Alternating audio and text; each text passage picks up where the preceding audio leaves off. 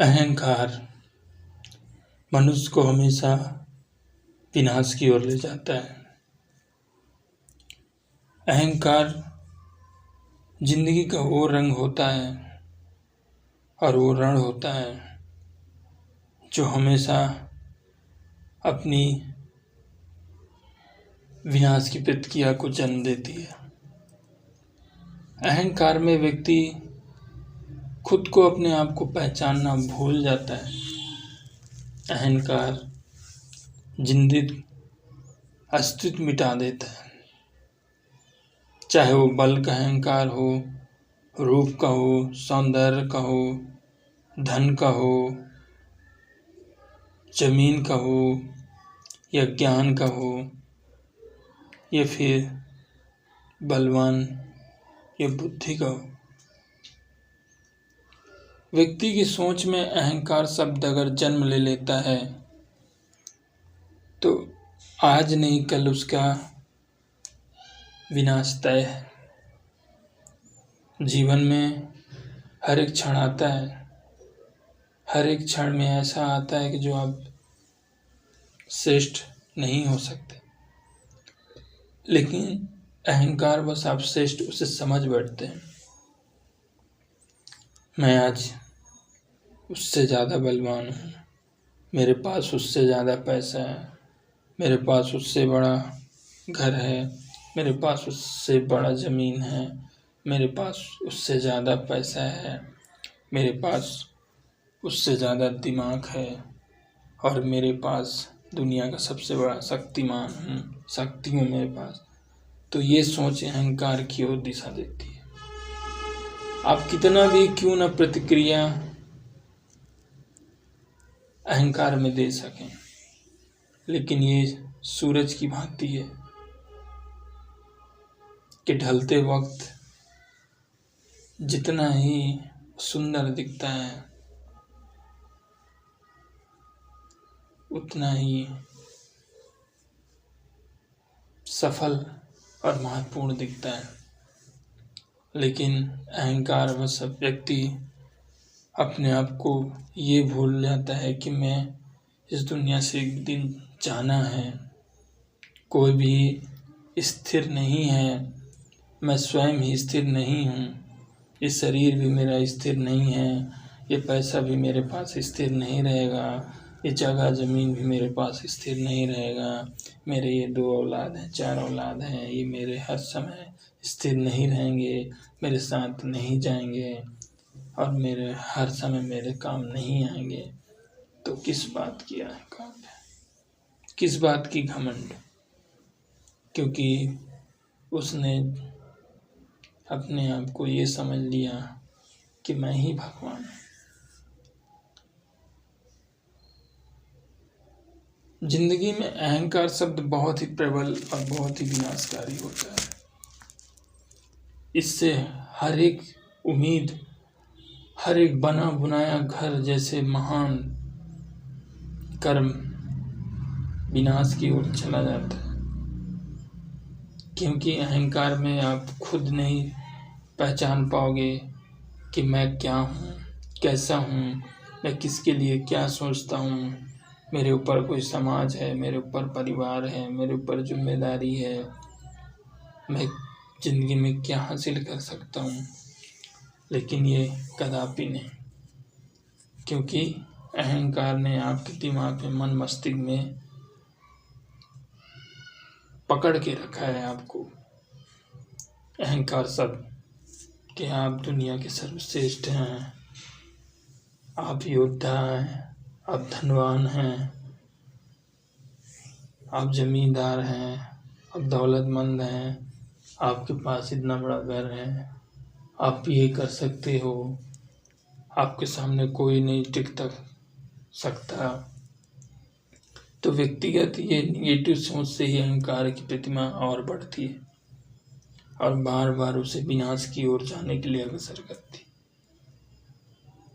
अहंकार में सोच नकारात्मक प्रबल हो जाती है, ना आप फिर खुद किसी के बारे में सोच सकते, ना कह सकते, ना उसे समझा सकते, और वो उस अहंकार में डूबे हुए आपको कोई समझा भी नहीं सकता, क्योंकि आपको जो भी समझाएगा तो आपको गलत लगेगा। आप उसको नीचा गिराने या नीचा दिखाने के मार्ग में अग्रसर हो जाएंगे।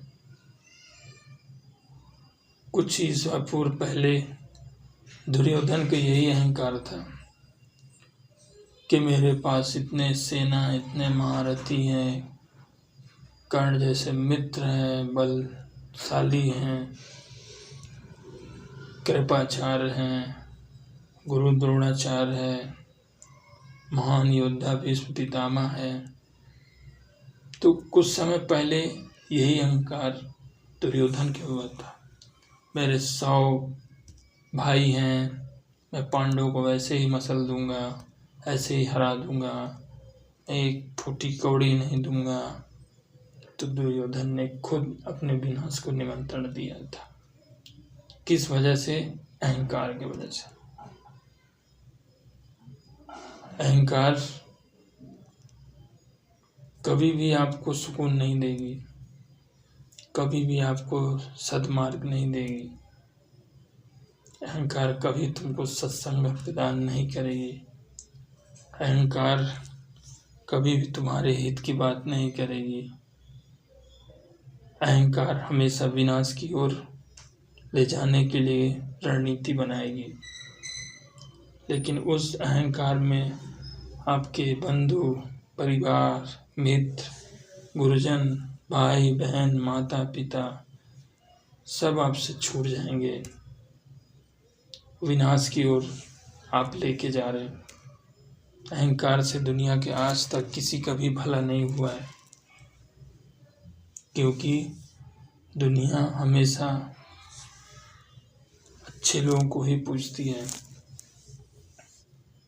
अहंकार में डूबा इंसान को कभी कोई नहीं पहचान सकता, खुद अहंकारी व्यक्ति ही नहीं पहचान सकता। इस संसार में 2 उदाहरण बहुत प्रबल और बहुत प्रचलित हैं, एक आम का पेड़ और एक लिप्टिस का पेड़। अहंकार में बढ़ता हुआ लिप्टिस को हमेशा काट दिया जाता है, लेकिन नतमस्तक और सबके संबंध में सबके साथ चलने वाले फलदार वृक्ष को हमेशा पूजा जाता है।